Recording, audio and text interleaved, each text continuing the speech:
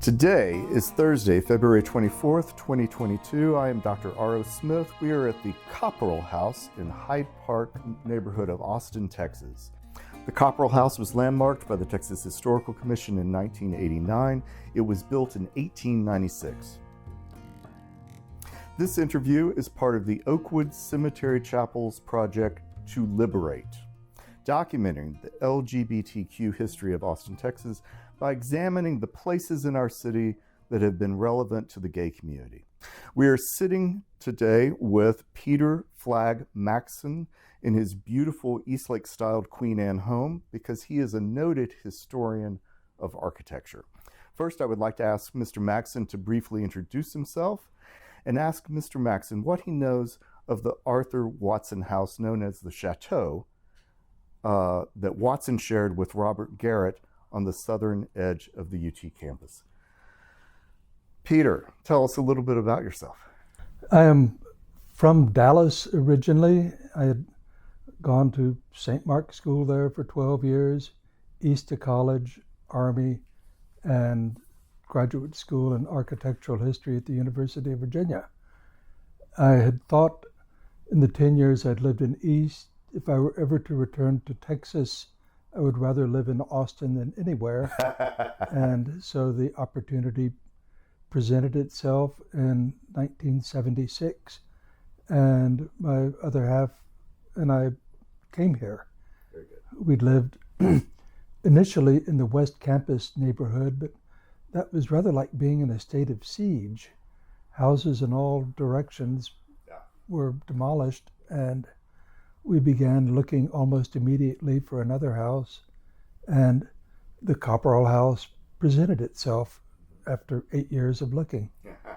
And it's a great house. Nobody's really had the money to mess it up. With the demolition or defacing of its contemporaries, it's grown to achieve city, state, national landmark designation status. I worked for years for the Texas Historical Commission, the state agency for historic preservation, and then for the next 20 years as an historic preservation consultant. I'd heard the name Arthur Pope Watson Jr. several years before I met him, and he was one of the most esteemed interior designers in Austin. Interior design, particularly in Texas, is a relatively recent phenomenon. If you look at old Austin city directories, there were hardly any such beasts to be found, and few academic programs and so forth. And so Arthur was one of the first and the best really professional interior designers in Austin, and he's associated with so many projects. Unfortunately, it is something too that it's a very fragile legacy. When architects may design buildings and they can survive substantially intact. Well, every time a building changes hands, it's mostly redecorated. And national publications really didn't come to Texas much at all until well after World War II. And so it would be very interesting to try to document or gather historic photographs of Watson projects. I think he was mostly working in West Austin and some commercial projects. His home for many decades was always the Chateau, but I never knew Arthur terribly well, but we had a very, very close friend in common, Jim Pettit, and who now resides in Washington, D.C. Jim had spoken of his friends Arthur and Bob, and they sounded like my kind of people. And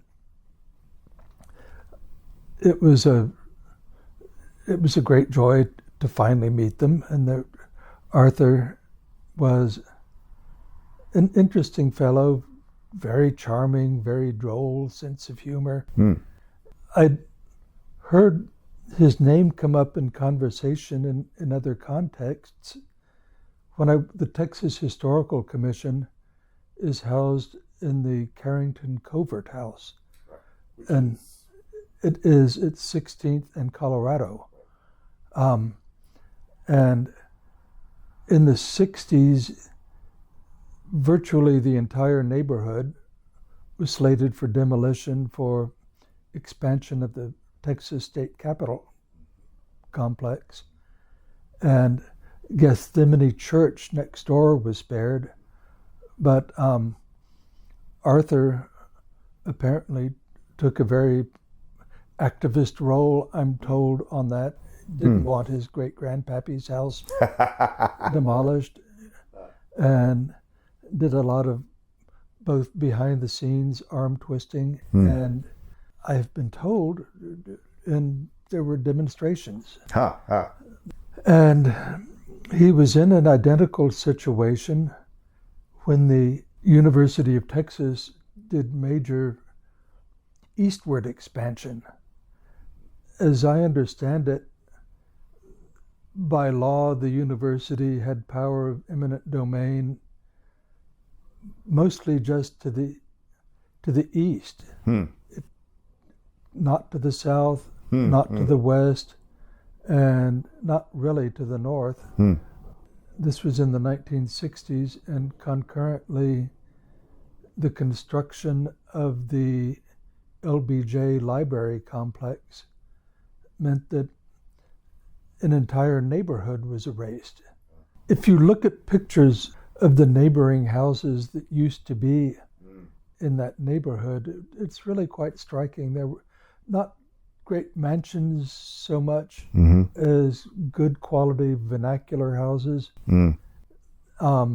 Some perhaps architect design. There, again, Arthur's was a power to be reckoned with, and the university was persuaded, and I think Frank Irwin, in the wisdom of preserving at least John's house, at least for his lifetime.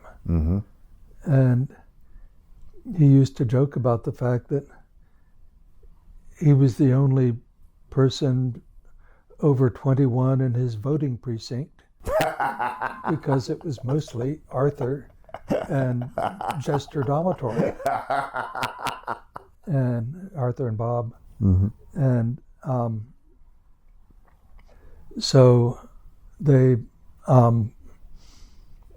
the house was preserved again for a time, but I think it was kind of a unwritten gentleman's agreement with the university that it would be kept substantially as it was for Arthur to live in and enjoy. So what I hear you saying is that along Waller Creek, there was an entire neighborhood. Well, Waller Creek went through it, but it was basically the streets there were set out on an east-west kind of basis, and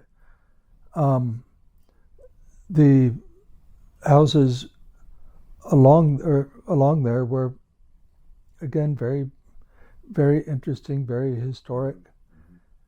It's, for the wider context a bit, Austin is unusual among major Texas cities in that it still has, at least in the northwestern quadrant, a great many historic houses. It's hard to believe that Houston and Dallas were two of the great Victorian cities of the South because there's almost nothing left. Urban renewal decimated. Removal, but anyway, that area between West Avenue and, say, San Antonio Street still has a great many houses, but the fact that Arthur was well connected socially in Austin, Mm-hmm. had probably very many powerful clients and friends. The fact that both the Watsons and the Coverts were very old Austin. well-established families. Right. And it made him not so easy to push over. And I'd heard the story that at one point he was hoping that the university would use it as a design center Mm-hmm. of some sort. Mm-hmm. And that geographically wasn't big enough that you could have had, say, the interior design department in it. Mm-hmm. But at the same time, I don't think the university tried very hard to find sympathetic adaptive uses for it. Right. They've fought like cats and dogs about the preservation of what is called Little Campus, the old Custer military buildings on the other side of the Superdrum. And Okay. the Littlefield house Mm-hmm. survives. Just barely. Yes. Just barely. And Major Littlefield was one of the major benefactors of the university, but in contrast to some other universities, Texas has not been a great friend to historic preservation. To their credit, they have preserved most of the 1930s buildings. The chateau was doubtless an inconvenience to them. And again, not to say necessarily that the university did it, but when I worked at the Historical Commission, we would see some places that seemed to have policies of systematic neglect. Mm-hmm. That if you don't maintain a building, if you allow vandalism, if you don't replace the roof, then 5 years later you can say, oh my goodness, it can't be saved. It's too late. And Right. I think let's say they've not exerted themselves to keep the chateau intact. One of the things that my partner and I were astounded by when we got permission to walk down that driveway and go into that house as Robert was leaving it, was the fact that we'd never seen it. We didn't know it existed. In my younger days, I was introduced to all the right people in gay society in Austin and went to all the right homes and went to all the parties, and I had never heard of these men. I'd never heard of this property. It was hidden. It was hidden geographically behind that ugly library building. Right. And it was hidden socially from me as well. Were you aware of the property when you and your partner first arrived in Austin? Were you aware of Robert and Arthur socially? Yes and no. Through our common friend, I had heard a lot about Arthur and Bob this, Arthur and Bob that. When I began to work on different preservation projects in Austin, Arthur's name would crop up more often. Arthur was a different age in that you certainly would not have called him a gay activist in any sense, and if so, that might have cost him among his clientele. Sure. But at the same time, there was no mistaking that he was gay. Mm-hmm. And I don't ever recall seeing him at a gay party right offhand, but on the other, he was not a particularly closeted person. Right. And loved entertaining and had many gay friends themselves. I think you would have to say the A gays, as they were called. And I was always a B minus. Well, but, and he traveled a great deal, loved trips to Mexico, and sometimes his mother would be part of the crowd. Eleanor, who was apparently a very jolly old girl, from all I've heard from Jim. Huh.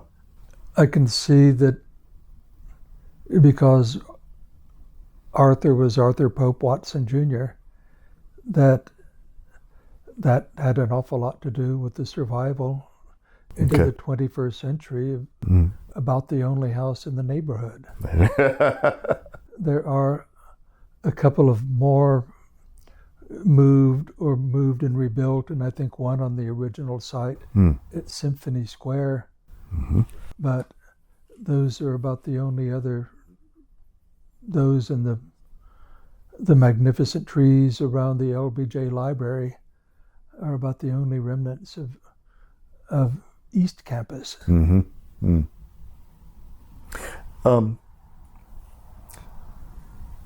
your lifetime, especially in my lifetime as well, we've seen crazy dramatic a shift in how out we're able to live. Arthur and Bob could not have been out gay men. No. In any respect, really. Yet, it was no secret. Discuss a little bit about what that was like from your perspective. I think that was the double standard of the day. Arthur's counterpart there might have been there was a duo of decorators, Reed and Pate, and they were or Lloyd Paxton. Yes. And I think interior designers, and to a lesser degree architects, were given a pass. And it wasn't unusual to see them socially in Dallas.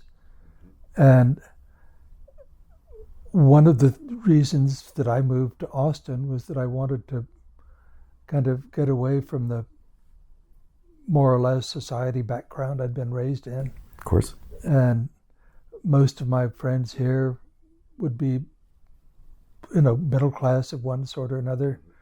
But Arthur was to the manor born, and he stayed there. I don't know if he would have been invited to all social events, but certainly an awful lot. And he was very good company. He would have been an asset at many dinner parties. And if he hadn't been old Austin, if he hadn't been wealthy, if he hadn't been charming, if he hadn't been in a field with a great gay presence, I don't think he would have been welcomed into the bosom of Austin society so much.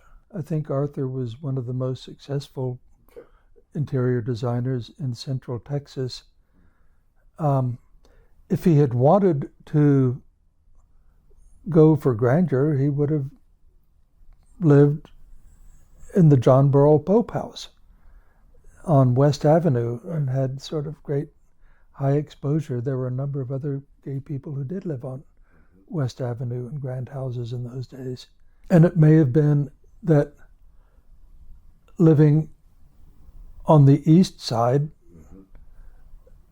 of things gave Arthur greater privacy, in which if he did have a late night party or people giggled or drank too much, nobody would be sitting out taking notes. My partner, as we walked down that drive the first time, we couldn't believe what we were finding. That this jewel box extravaganza of French. What are we going to call that? Well, Second Empire. Okay, Second Empire. That's what the mansard roof on top of an Italianate house would make it. And then the terracing, the pool, the fountains, the little cabanas, and then off and down, and you took a little bridge over. There was an extraordinary greenhouse and another garage, and I mean, it was fantastic. Well, you're absolutely right in it being a very well-kept secret. Yeah. Most preservationists I know in Austin know nothing about it. Arthur died in 93 at the age of 66. Okay, so you've had at least a generation of people who have not had occasion to go there. There were no... my impression was that Bobby had very few parties, and at least on the scale with the same guest list that Arthur would have.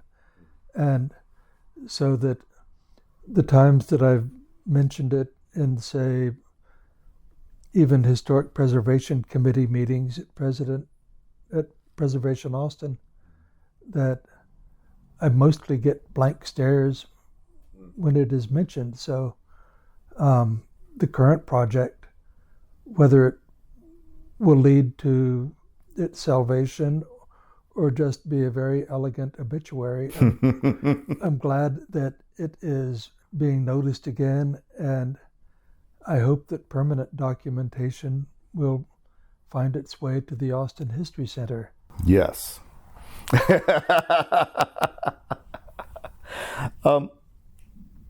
So Arthur dies in 1993. Bob continues to live there until 2009. And 2009, 2010 is when, after he's left the house, is the first time I ever set eyes on the property. As I say, it's a very well kept secret. I've known people even that worked in the School of Nursing adjacent. Right. That looked out their back windows and had no idea. There were rumors, which I'm sure have come out before, that Ms. Roget was the mistress of a Texas governor. She was very popular. And that when he died rather suddenly on his private railroad car, that she had to be removed very discreetly. But I think she continued to live there. Well, this house would not have been hidden. It would have been in a neighborhood with other houses. The other houses were flattened, UT encroached, built an ugly library, now known as the Depository Library. And the Frank Irwin Center sprang up, the giant dome. Right. Sometimes kind of hiding in plain sight was the way to go. Right. Other times kind of going for privacy. I think with Arthur that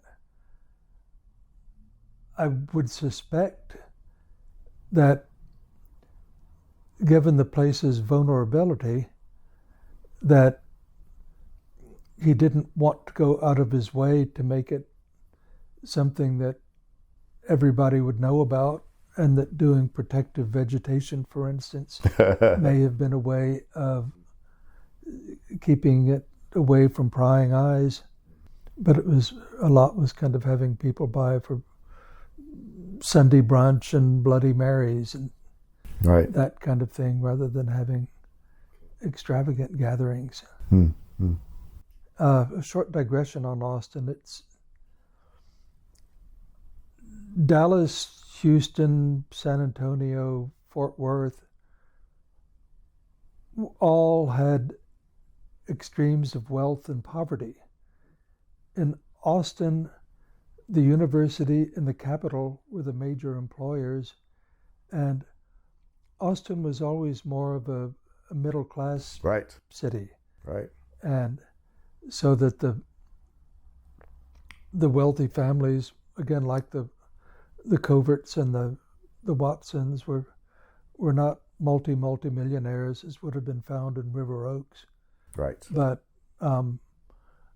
it was a more of a comfortable upper middle class position to be in. Realistically, what could happen to this structure? It would be wonderful to see the fabric of it restored and the building given a sympathetic, adaptive use. Mm-hmm.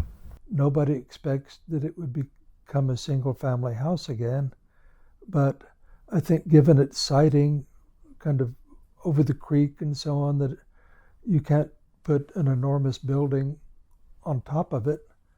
And granted, it would be an anomaly in that you would have large medical school buildings in the hospital encircling it, but in over so many decades, that's been its role. Right. As kind of an anomaly. Right. And we should celebrate its eccentricity and its survival. And I don't think it's a practical building to move, but if that were the only way it could be saved. But I think, again, because it's of its anonymity, that most people just don't know that it's there, and the powers that be are very happy with that. How would you feel about preserving the outside of it as a structure, as opposed to making it actually accessible inside? Can we treat it like a folly? That's my question. Yeah, that's better than nothing. Right. And a lot of space wouldn't necessarily be regained.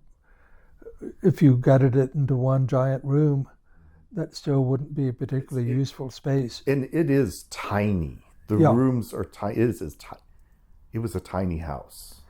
Yes. If you're going to save the buildingness of the houseness of the house without it being a house, what would be the best historical way to tell this story? What is the story of this? There are many things. One can go again back to the 1850s, mm-hmm. up to 1990, talking about the social context of it and of the neighborhood, the disappeared neighborhood, Caroline Roget, Arthur, some small things like the State Archives and the Alexander Architectural Archives both have magnificent presentation drawings done of A.O. Watson courthouses. Right. And Arthur had those hanging in the house. And those, for instance, would be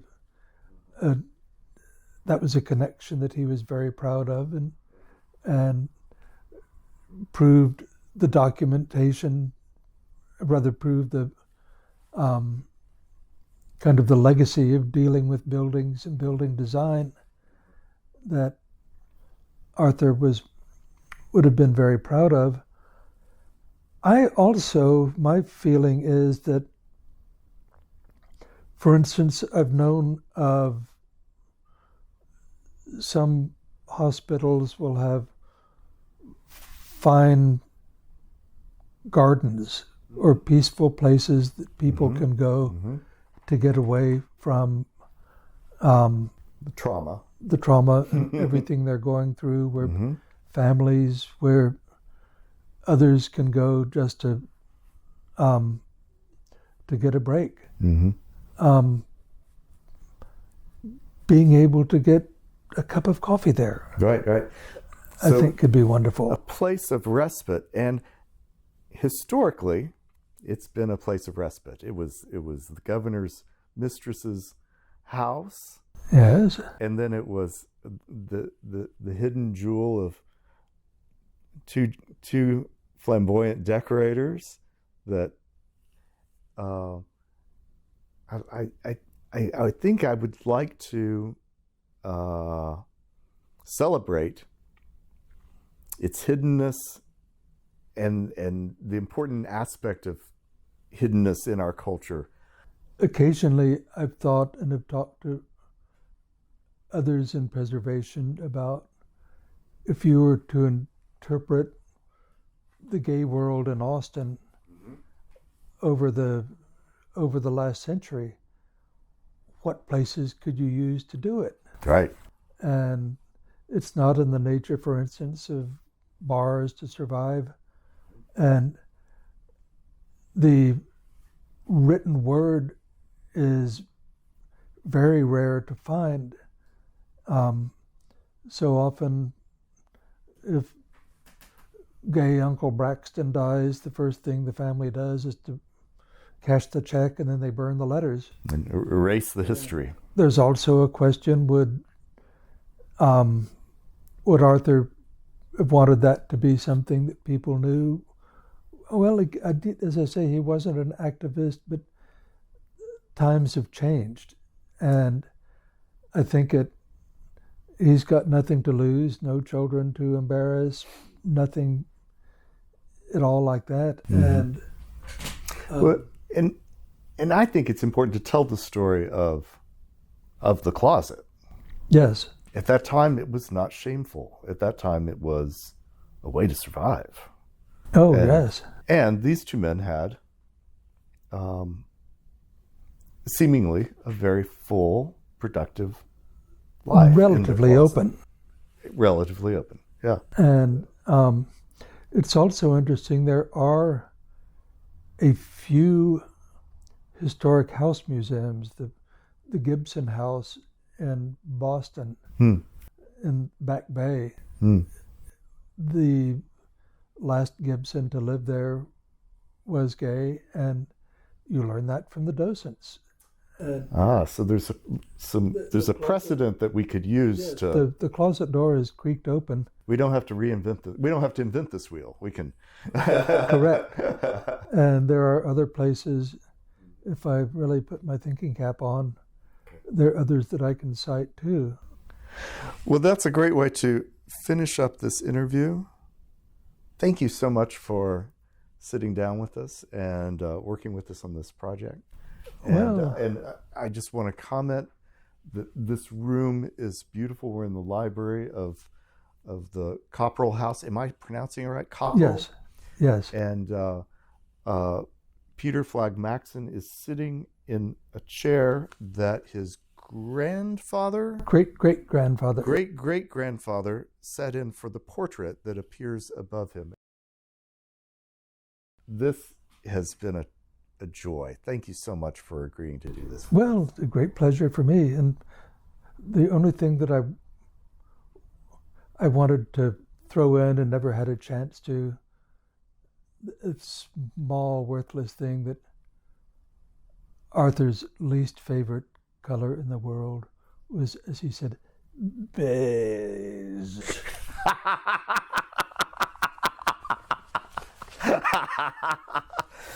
Well, so whatever else happens to his house, there'd best not be any beige paint. No beige. Good deal. Perfect. Thank you so much. Happily.